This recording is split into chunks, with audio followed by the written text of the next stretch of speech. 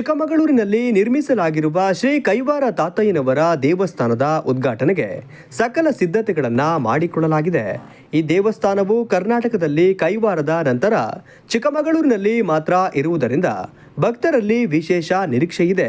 April 28 ಮತ್ತು 29ನೇ ತಾರೀಕು 2 ದಿನಗಳ ಕಾಲ ದೇವಸ್ಥಾನದ ಉದ್ಘಾಟನಾ ಹಾಗೂ ರಾಜಗೋಪುರ ಕಳಸ ಪ್ರತಿಷ್ಠಾಪನಾ ಕಾರ್ಯಕ್ರಮ ನಡೆಯಲಿದೆ ಎಂದು ಜಿಲ್ಲಾ ಬಲಿಜಿಗ ಸಂಘ ಪ್ರಧಾನ ಕಾರ್ಯದರ್ಶಿ ಕುಮಾರ್ ಆರ್ ಶೆಟ್ಟಿ ತಿಳಿಸಿದ್ದಾರೆ. ಶ್ರೀ ಕೈವಾರ ತಾತಯ್ಯನವರ ದೇವಸ್ಥಾನ ನಿರ್ಮಾಣ ಚಿಕ್ಕಮಗಳೂರಿನಲ್ಲಾಗಿದೆ. 28, 29ನೇ ತಾರೀಕು ಮಂಗಳವಾರ, ಬುಧವಾರ 2 ದಿವಸನೂ ಕೂಡ ದೇವಸ್ಥಾನದ ಓಪನ್ ಇಟ್ಕೊಂಡಿದ್ದೀವಿ.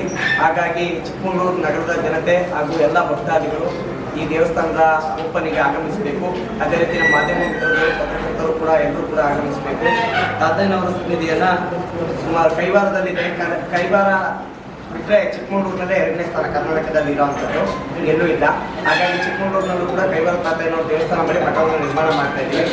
ಹಾಗಾಗಿ ಚಿಕ್ಕಮಗಳೂರು ನಗರದ ಎಲ್ಲ ಜನತೆಗಳು ಹಾಗೂ ಭಕ್ತಾದಿಗಳು ಕೂಡ ಈ ಓಪನ್ಗೆ ಆಗಮಿಸಿ ದೇವರ ಪಾತ್ರರಾಗಬೇಕಾಗಿ ಕೇಳ್ಕೊಡ್ತೇವೆ. ಸುದ್ದಿಗೋಷ್ಠಿಯಲ್ಲಿ ಮಾತನಾಡಿದ ಅವರು, ಹೆಚ್ಚಿನ ಸಂಖ್ಯೆಯಲ್ಲಿ ಭಕ್ತಾದಿಗಳು ಮತ್ತು ಸಾರ್ವಜನಿಕರು ಈ ಕಾರ್ಯಕ್ರಮದಲ್ಲಿ ಪಾಲ್ಗೊಂಡು ದೇವರ ಕೃಪೆಗೆ ಪಾತ್ರರಾಗಬೇಕೆಂದು ಕೋರಿದರು.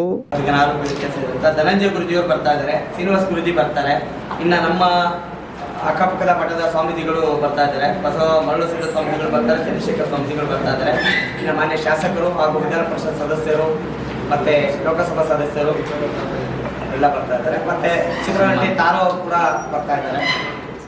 ಜಿಲ್ಲಾಧ್ಯಕ್ಷರಾದ ಆನಂದ್ ಶೆಟ್ಟಿ, ತಾಲೂಕು ಅಧ್ಯಕ್ಷರಾದ ದೇವರಾಜ್ ಶೆಟ್ಟಿ, ಮಹೇಶ್ ಬಾಬು, ಯಶವಂತ್, ಪ್ರಸನ್ನ ಉಪಸ್ಥಿತರಿದ್ದರು.